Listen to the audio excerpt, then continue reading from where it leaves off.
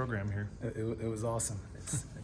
I see why it's Coach D says built different, because this is definitely a different speed, a lot of different tempos, but it's exciting just to get out there with all the guys and watch the guys play fast and compete. What was the what intrigued you, I guess, about this opportunity? It all starts with Coach D. I mean, kind of the similar vision on what he wants to build a program and talk about love and developing and serving the players and the community. That was kind of been my vision my whole entire life. So as soon as he gave me a call about this opportunity, it was a no-brainer in my book. What have these last few months been like, just getting settled in, moving across the country, and just, starting a new job? It's been easy for me. It's football. It's been harder for my wife, for sure. Getting the family out here. I mean, I was out here a month before the family. My family's been out here for 3 weeks now, but really just being around a group of guys has been awesome. And you can see why Boise has such a great tradition. And it all starts with the way the guys work in the weight room and then during our mat drills. So it's been an unbelievable experience so far. Did you have a prior relationship with Coach D, or did you guys just meet each other during the interview So process? I've known him for the last really 3 years. I'm really just started back when Boise was originally supposed to play Central Michigan in the bowl game in 2020. And that's why we started connecting then, and really every year just kind of been talking football, talking life. So I guess in our eyes, it was kind of a no-brainer when this all happened. So he reached out to you then looking for like a scouting report on Central Michigan? Or, Yeah, or we were up when they played Central Michigan. When we played Central Michigan, he reached out to me just about their offensive scheme and their players, and we kind of connected there. What do you think in terms of the crop of players you got at your position and on the defense here? Starting with my position, I mean, it's awesome how much depth that I have in my room with the guys who played a lot of football. Then there's younger guys who we feel can be very, very good players here.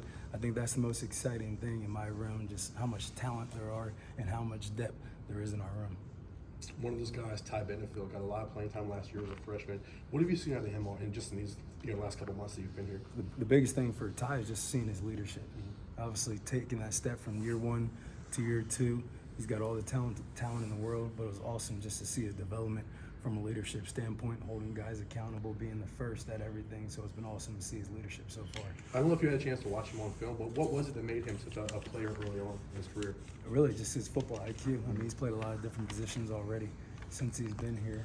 So it's awesome to see that he kind of can run and play every single different position in the back end. So that fires me up as a coach when you have a guy like that. To a guy like Tubner, to have him around, knows the defense, knows everything. I mean, just for a new coach, how nice is it to have a guy like Tubner in the room? It's been great. I mean, Coach Tubes really sometimes.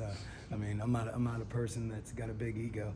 If I have questions on something, I go and ask Tubes for sure. I mean, we're walking this path together. I'm doing whatever it takes for him to go out his last year on the way he wants it to look. So I want to do whatever I can to make sure he's successful in his final year. Essentially 3 safety positions, and players are coming back from specific positions last year, but it seems like there's a lot of mixing and matching. Are you have a green light in this spring to mix and match all your safeties at all different positions? Oh yeah, absolutely. Obviously it starts with Coach D on what he wants to decide when it's all said and done, but like I said, we have so much depth on the field, and like you said, we play with a lot of safeties, so we want the best 3 or 4 guys out there at all times. It doesn't matter if you've just got here like Travis Anderson or you've been here as long as Tubes. Whatever's going to make us successful as a defense, that's the 3 or 4 guys that will be out there. And is the plan to mix a lot of those guys up in the spring? Absolutely. We'll put people at different positions really every day. Really, they're all really interchangeable. I know Tubes has played a lot in the boundary, but want him to get used to playing field, nickel, dime, all that stuff. So just in case something does happen to somebody, you feel good of putting the next best player in, not just the next best player at boundary safety. Whoever's that next best guy can go in and execute. We haven't had a chance to talk to Tavion Woodard yet. What can you tell us about him? Tavion's awesome. Obviously, he looks the part for sure, but he's got a great work ethic. He's big, explosive, and fast. But my favorite thing about Tavion is just how he works every single day. He's not a big talker or anything like that, but he puts his head down and just works, and he really just fits his program. How would you describe him as a D lineman? Is he a pass rush specialist? Is he a run first guy? How would you describe him? Really, I mean, I'm not going to toot his horn for him, but I think he can do it all. I think he showed flashes while at Ball State to be a physical in the run game, but then when we need that big stop and get after the quarterback, he's capable of doing that as well. I know he came over after you came here. Did you kind of have a role in that, or was that did he come here independently? No, he really came here independently. Obviously, once he got into the transfer portal, I kind of let Coach D and Coach Chins know that, hey, I got a guy, and they kind of just did the work from there. I don't want to just try to force it upon Tavion or Coach D or Coach Chins to bring this guy. Once he got into the transfer portal, I let them know if someone I think can help us out for sure, and they kind of did their background on him, and it was really Tavion's decision, Coach Chin, Coach D's decision, and Coach DeBrill's decision when it was all said and done. How do your defensive philosophies and principles and all that kind of mesh with the defense here? Really, it's the exact same thing. The game of football and defense will never change. It's about running to the ball, getting all blocks, and tackling. And I know that's something that's been preached here for a long time. And then really just having a group of guys. When you turn on the tape, you guys can see that this group of guys love each other. And that's what I've been about my whole entire life when it comes to the game of football. Having a group of guys that truly care and love each other. When you have a transfer coming in, what do you think is the biggest thing they need to accomplish and show in the spring? Really just putting their head down and working, not feeling that they're coming here and something's going to be given to them, which is for Tavion's standpoint, like he knew that he's not going to come in and automatically be the starter. If he wants that, he's got to go out and work for it every single day. And you hope whenever guys come in the program, that's everybody's mindset, that nothing's going to be handed to them, that they're just going to work every day. If they work hard enough, they'll achieve what they want.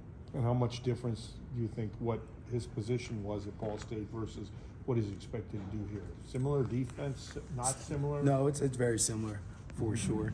I mean, I think this place is one of the best places in the country. So definitely going against the offense that we're going against or competing with guys in his room, I think is a step above for sure. And I think he's starting to hold his own. You've been here a couple months, and the football success that this program has had is obvious, but talk about what it's been like from your perspective and the culture that is in this building and what the culture that Coach D is trying to build. I mean, it's really unbelievable. I mean, we did mat drills, and I thought we would go out to the blue and watch the guys do mat drills, and all of a sudden I'm out there doing mat drills with them. And I would do that regardless, but seeing Coach Stacy Collins, Coach Cutter out there doing it, I was like, oh, this is different. This is exciting that we're all in this together. I mean, as a younger coach, I'll do whatever I can, whether drill-wise or workout-wise with the guys. I'm a little younger, but when you see a coach that's a little bit older, a little bit seasoned out there doing the same things I'm doing, it's definitely something different. And just the feel of this place when you walk into this building, you can tell guys love each other, care about each other, coaches and players.